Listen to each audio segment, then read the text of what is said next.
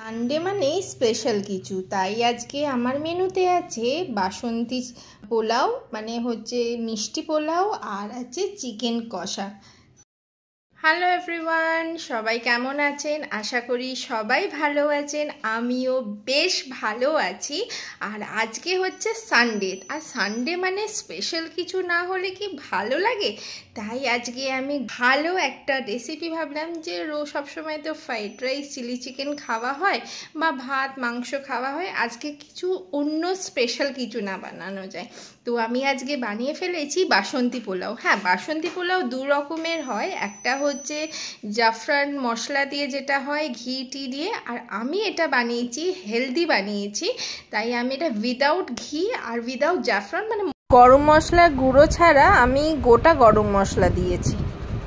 আর এই দেখো, এইটা তোমাদেরকে দেখাই, আজকের মেনুটা আগে তোমাদেরকে দেখিয়ে দিই। দেখতেই পাচ্ছ ঝুরঝুরে বাসন্তী পোলাও, মানে মিষ্টি পোলাও, আর হচ্ছে কষা মাংস, আর আমি নিয়ে নিয়েছি লেগ পিস। দেখতেই পাচ্ছ পুরো ধোঁয়া উঠছে। আর আমার সাথে আছে বেগুন ভাজা, আর আছে সাবুর পাঁপড়। কে তোমরা সাবুর পাঁপড় খেতে ভালোবাসো আমাকে কিন্তু অবশ্যই জানিও।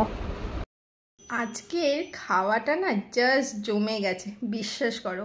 সাবুর পাঁপড় খেতে আমার কিন্তু বেশ লাগে, বুঝতেই পারছো পুরো ক্রাঞ্চি হয়েছে। আর পোলাওটা বললে বিশ্বাস করবে না, দারুণ।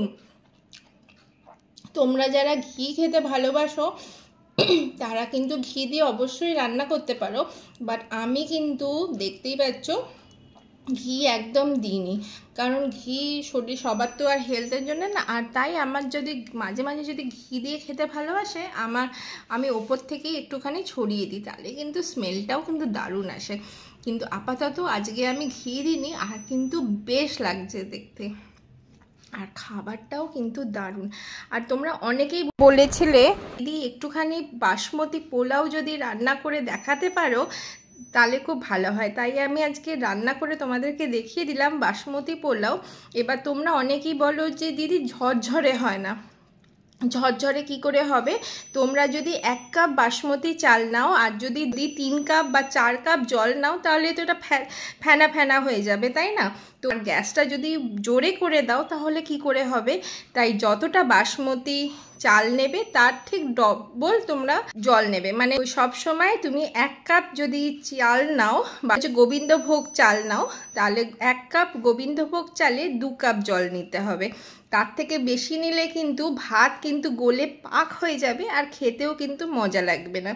আর গ্যাসের ফ্লেমটাও কিন্তু একদম আস্তে করে দিতে পারো, নালে মিডিয়ামে রাখতে পারো, তার থেকে কিন্তু বেশি নয়। তো তোমরা আর কি জানতে চাও আমার কাছ থেকে অবশ্যই জানিও, তোমাদেরকে আমি নিশ্চয়ই জানাবো পরের ব্লগে। চলো তাহলে আজকে তাড়াতাড়ি করে খেয়ে নিই, গরম গরম ভাত ব্যাপার উঠছে, আর গরম গরম সব কিছু আছে। চলো টাটা। আর যাওয়ার আগে একটুখানি লাইক শেয়ার কমেন্টও করে দিয়েছো কেমন লাগলো।